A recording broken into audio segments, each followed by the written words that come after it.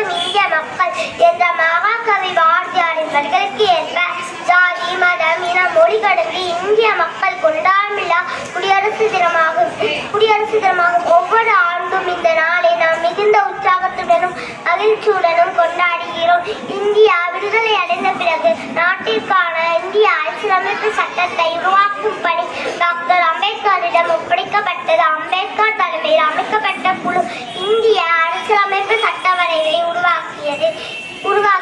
இதுவே உலகிலேயே மிக நீளமான அரசியலமைப்பாகும். இந்திய அரசியலமைப்பு சட்ட வரைவை செயலாக்கத்துக்கு வந்த நாள் குடியரசு தினமாகும். குடியரசு என்றால் மக்களாட்சி என்று பொருள்படுகிறது.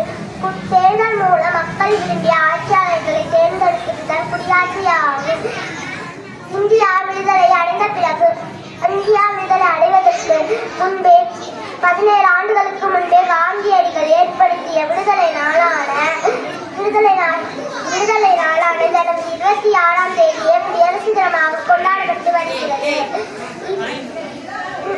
இந்திய சுதந்திரத்தின் முதல் குடியரசுத் தலைவர் டாக்டர் ராஜேந்திர பிரசாத் ஆவார்.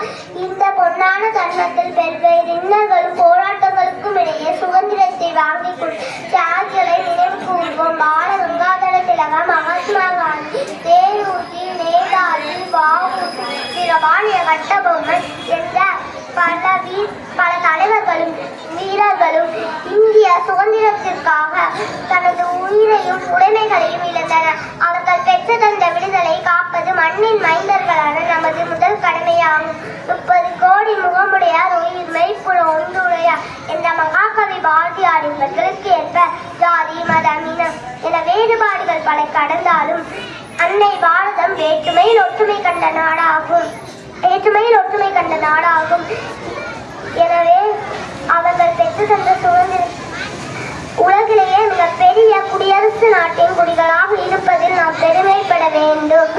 இந்த பொன்னான எம் பாரதம் குடியரசாக மாறிய பொன்னாளில் தாய்மண்ணே உனக்கு வீர வணக்கம். எண்ணங்களில் சுதந்திரமும் நினைவுகளில் வரலாறும் நிறைந்திருக்கும் உணர்ச்சி பொங்கும் நாள். எல்லோரும் ஒன்றாய் கைகோர்த்து நம் நாட்டை வல்லரசாக்குவோம்.